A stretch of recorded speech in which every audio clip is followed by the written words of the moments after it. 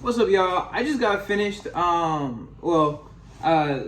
is the most recent. I think this is like part 6 of the my road to $1 billion.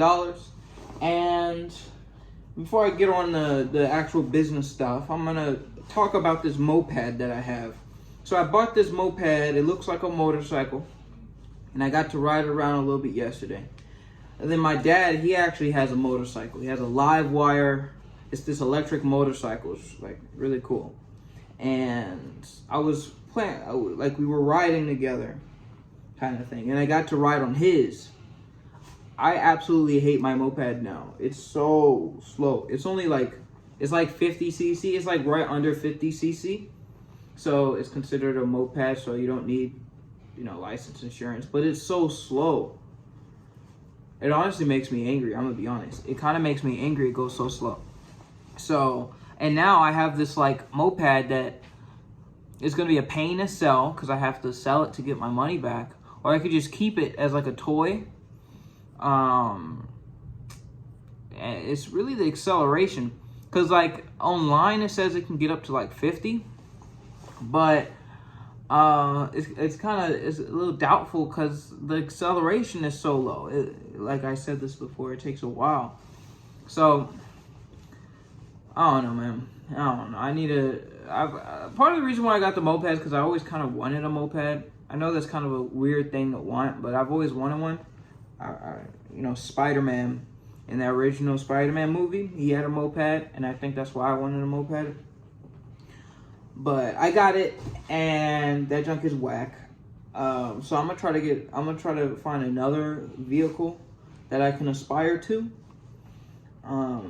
But anyway, back on business news. So I was able to speak to one of my investors. So it's big. He's a big investor, very big, and so he has a bunch of smaller companies that he is an investor of, and we have these monthly meetings and stuff, and we're just kind of going around the room kind of everyone's progress in their business for the month. And there's some like people who are just starting out. There are people who are in business doing like 6, 7, 8 figures and stuff. It's really interesting to see. And I was able to say my milestone was that on Android, I was able to reach 50,000 downloads on Android, and we're going to be out on iOS soon. But yeah, he's like coming up with this whole platform for startup founders and stuff. And really, it just goes to show that really, if this is what you want, if you want to do things a little bit differently, if you want to open up a business, if you're into technology, if you want to do something cool, if you want to do something interesting and different while earning a lot of money and meeting some cool people, business is where you want to go. Business is where you want to go.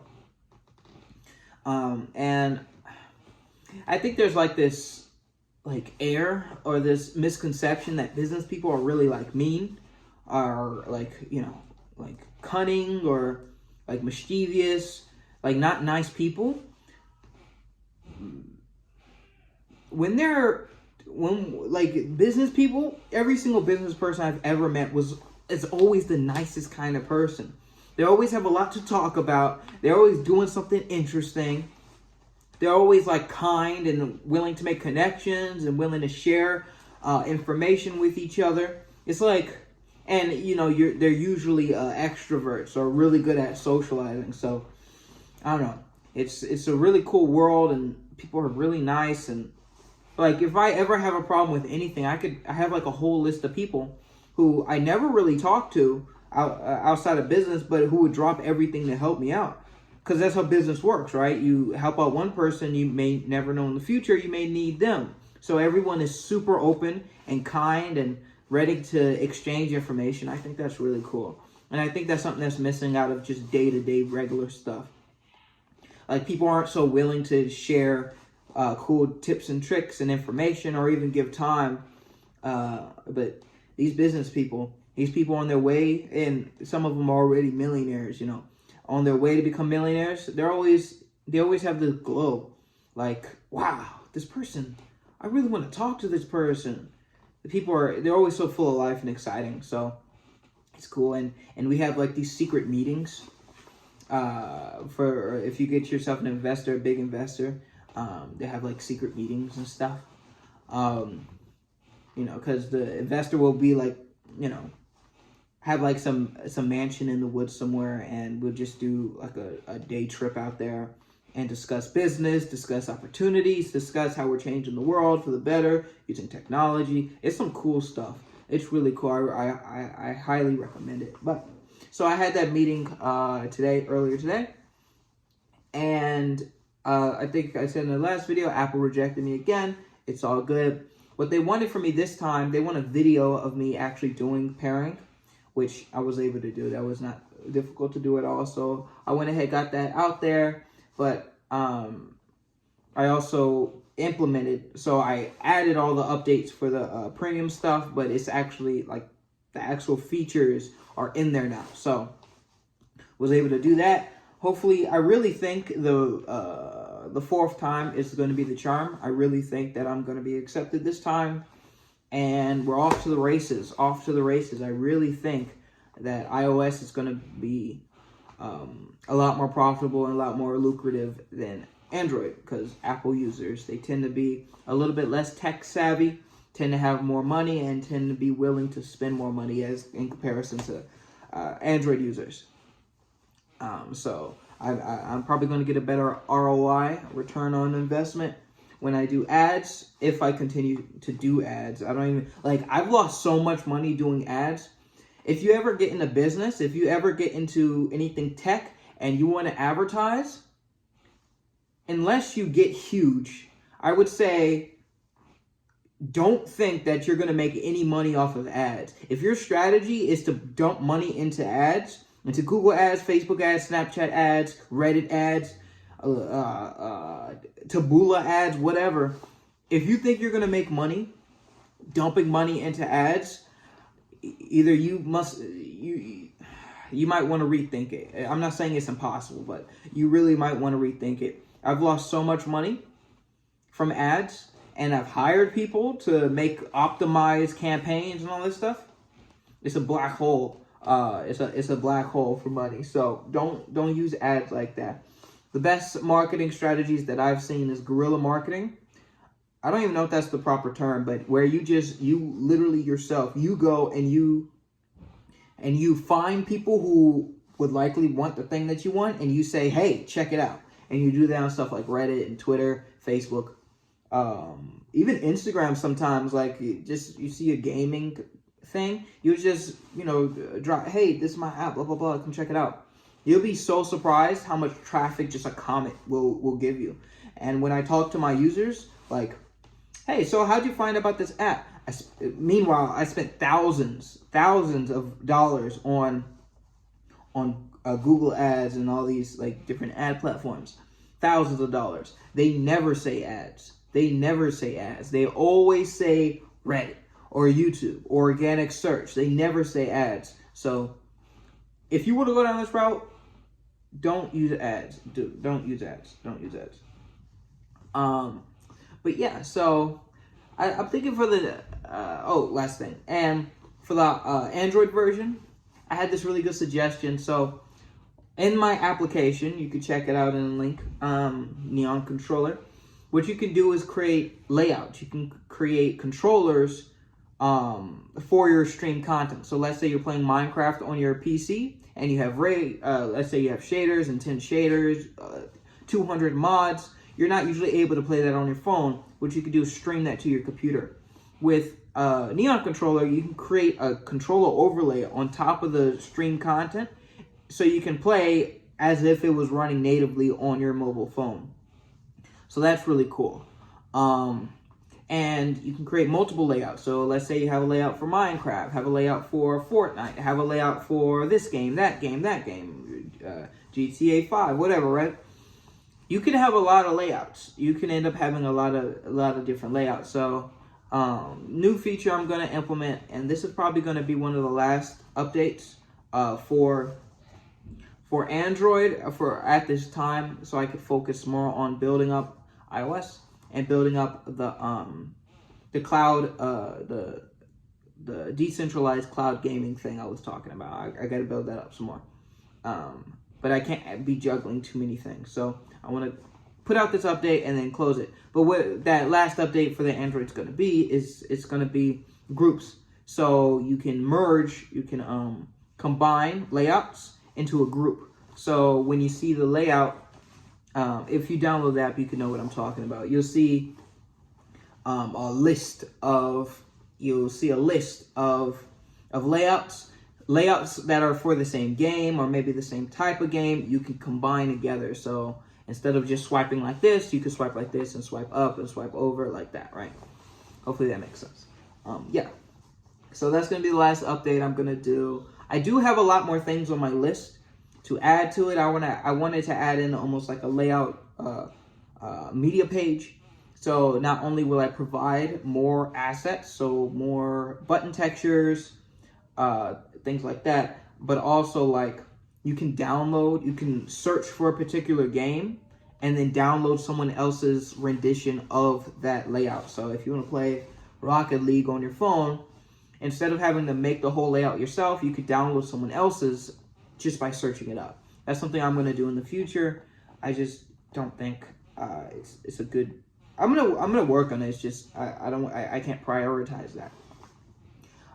That was really one of the last things I wanted to add, honestly, to the app, to the main base app before I add in the decentralized part. Yeah, so that's that. And I wanted to share this other thing that I learned. When pricing, it can be beneficial to do to show prices in relatively to each other, right?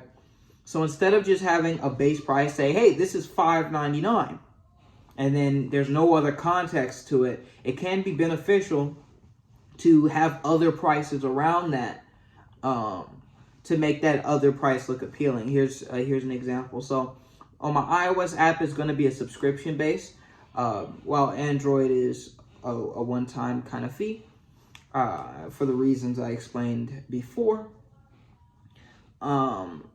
Just because they tend to have more money and things like that, and more willing to pay for stuff.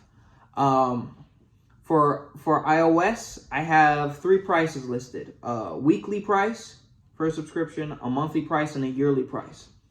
By putting these 3 prices together, certain prices will look more appealing than others. And for the Android version, this was actually suggested to me.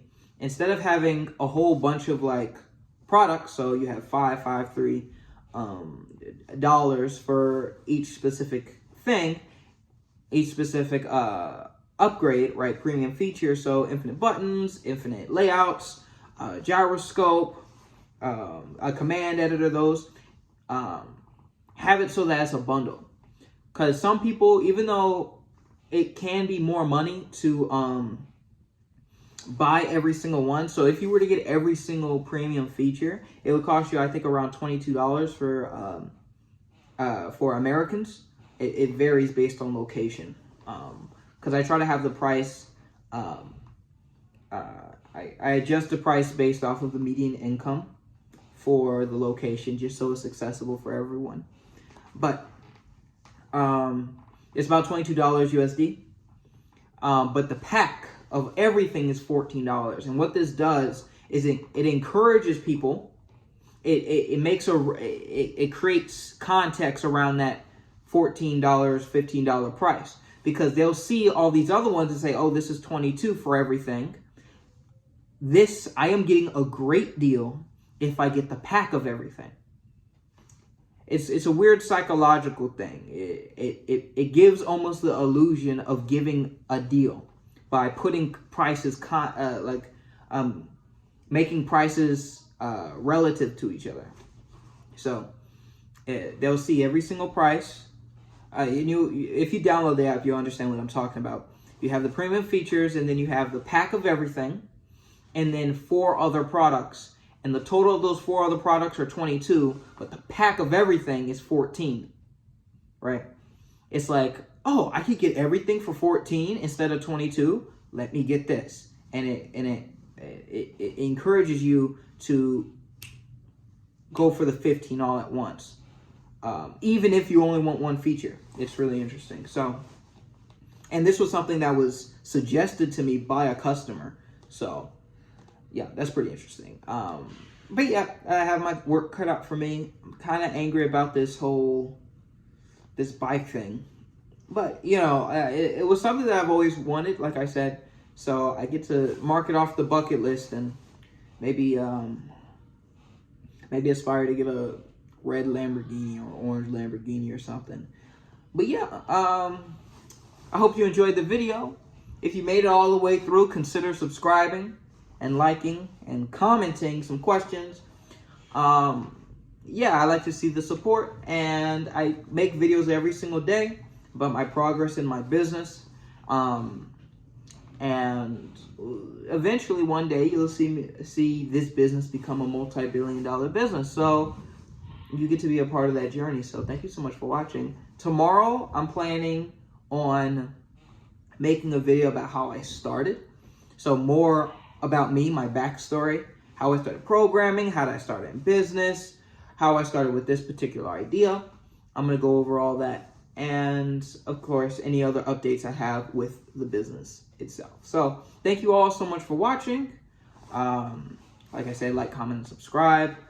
I'll see you tomorrow.